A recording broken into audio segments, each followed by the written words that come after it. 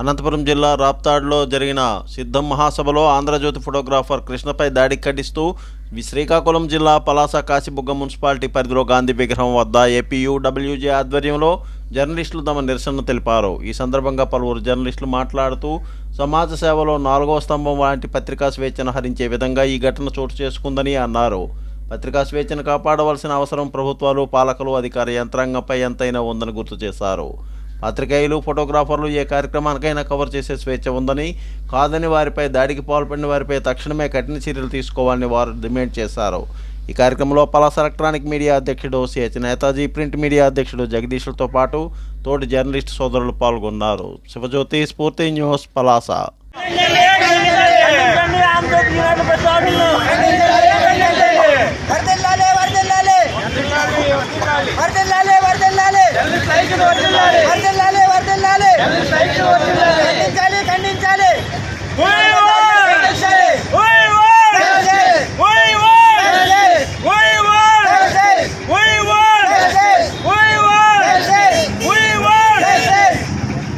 శ్రీకాకుళం జిల్లా ఇచ్చాపురం నుంచి పాయికరావుపేట వరకు సుమారు 665 కిలోమీటర్ల పొడుగున ఉత్తరాంధ్ర పాదయాత్రను తెలగ కుటుంబ సభ్యులు అందరూ కలిసి విజయవంతంగా పూర్తి చేసిన సందర్భంగా ఈ నెల 25వ తేదీ ఆదివారం నాడు విజయనగరం జిల్లా పూసపాట్రాగిలో మధ్యాహ్నం 3 గంటలకు ఉత్తరాంధ్ర తెలగ గర్జన తెలుగు జాతి ఆత్మగౌరవ మహాసభను నిర్వహించనున్నట్లు నిర్వాహకులు తెలిపారు.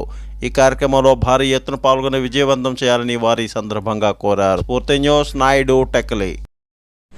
ఉత్తరాంధ్ర తెలంగాణకి టీచర్ ఇవ్వాలని చెప్పేసి మన గత 25 డేస్ నుంచి పాదయాత్ర చేసాము. ఇచ్చాపురం పాయకరావుపేట వరకు 668 కిలోమీటర్ల పొడవునా ఇది జరిగింది.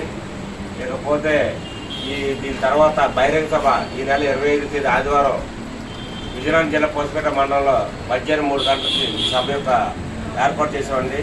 ఈ సభకు సుమారు 2 లక్షల మంది హాజరవుతారని చెప్పి మేము అనుకుంటున్నాం.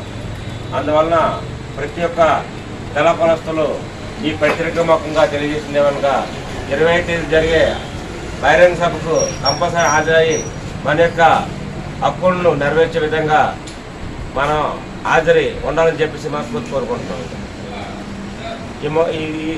దీని ఆధారంగా టెక్కలి మా కుటుంబ సభ్యులైన మన కొండరావు గారిని మరియు మా కుటుంబ సభ్యులందరినీ కలవడం జరిగింది. రైతు ఉద్యమం పట్ల కేంద్ర ప్రభుత్వం నిరంకుశత్వాన్ని ఆంధ్రప్రదేశ్ రైతు సంఘం తాడిపత్రి మండల కమిటీ తీవ్ర ఆక్షేపణ వెలుబుచ్చింది. గురువారం నాడు ఈ సందర్భంగా రైతు సంఘం మండల అధ్యక్ష కార్యదర్శులు సూర్యనారాయణ రెడ్డి, జి రాజారామిరెడ్డిలు మాట్లాడారు. స్ఫూర్తి న్యూస్, రాయలసీమ. రైతు పండించే మద్దతు ధర కోసం 5 సంవత్సరాలు గ్యారంటీ ఇస్తా అని చెప్పి మద్దతు ధరను కేవలం తక్కువ కొని ఢిల్లీ రైతు సంఘాలు ఒప్పుకోలేదు. అందుకు సెక్షన్ విఫలమైనా కూడా పోలీసులు వాళ్ళు మా రైతు సంఘం నాయకులను కాల్చినారు. అందుకు రైతులు చనిపోయినారు. చనిపోయిన రైతులకు రైతులు నష్టపరిహారం పొందాలా అని మా రైతు సంఘం డిమాండ్. కేంద్ర ప్రభుత్వం గత సంవత్సరం అప్పుడు రైతులు ఢిల్లీ పోరాటం నిర్వహించి ప్రభుత్వం నిర్దిష్టమైన హామీలు ఇచ్చింది.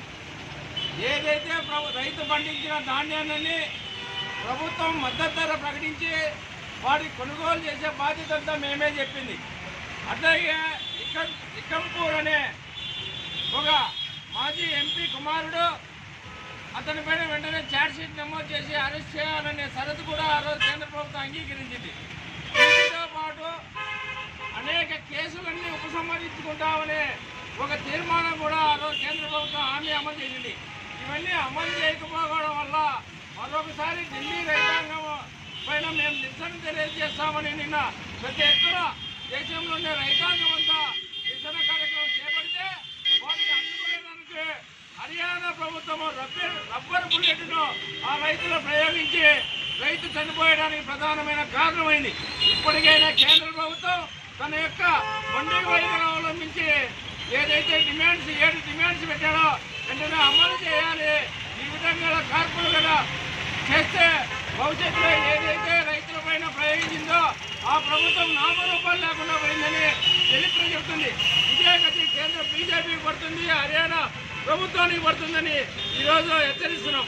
కాబట్టి భవిష్యత్తులో ఈ చేసే పోరాటానికి ఆంధ్రప్రదేశ్ రైతు సంఘం తాళపత్రి మండల కమిటీ ఈరోజు కేంద్రంలో అవలంబించిన నిరంకుశ వైఖరికి వ్యతిరేకంగా నిరసన కార్యక్రమం చేపట్టడం జరుగుతుంది. భవిష్యత్తులో వాళ్ళు చేసే పోరాటానికి మేము కూడా ప్రత్యక్షంగా పాల్గొని పెద్ద ఎత్తున ఆందోళన కార్యక్రమం చేపడతామని కేంద్ర రాష్ట్ర ప్రభుత్వాలకు హెచ్చరిస్తున్నాం. Please like, share, subscribe our channel.